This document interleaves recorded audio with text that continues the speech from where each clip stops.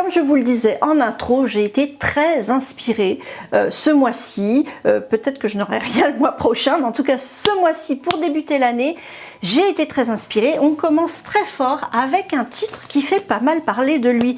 D'autant plus que, il me semble que c'est une autrice, vient à Paris, faire une tournée dans les librairies de dédicaces avec Pika. Je veux parler de Beaumat avec son Kingdom of Quartz. De ce que j'en sais, regardez, c'est très beau.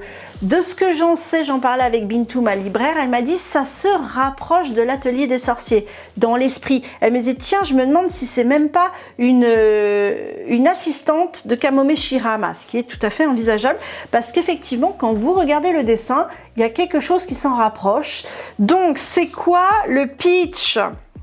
Embrasser les ténèbres pour s'élever vers la lumière. Ok, d'accord. Ensuite, on parle d'ange. Ok, guerrier chargé de protéger la population des démons. Pardon. Les uns... Attends. Je le redis parce que là, ça me paraît pas clair.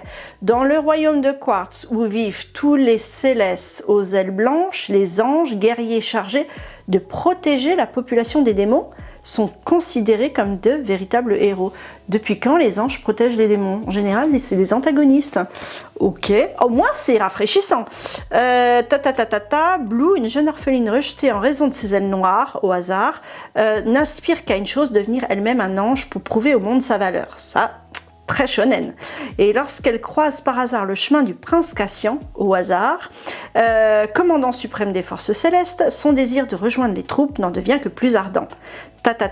Mais tout bascule pour la jeune fille le soir même, car des démons surgissent dans son orphelinat et ça fait un carnage. Oui. Du coup, Blue, qu'est-ce qu'elle fait? Elle a un pouvoir sous la pression qui s'éveille en elle et qui est terrifiant. Un récit entre ombre et lumière, servi par un dessin envoûtant. Ah bah oui, aussi envoûtant que celui de Kamome Shirahama, l'atelier des sorciers. Bon, c'est une série en 5 tomes. Bah, ça, c'est une bonne nouvelle, c'est assez court. Voilà, et bien écoutez, ça m'a l'air assez prometteur. C'est très beau. Effectivement, je comprends pourquoi ma copine mangaka voulait une dédicace. Malheureusement, on n'a pas pu en avoir. C'est allé super vite, le temps de réagir et tout. Je sais vous dire qu'il est déjà très in, hein, ce manga. Bref, je vais les découvrir.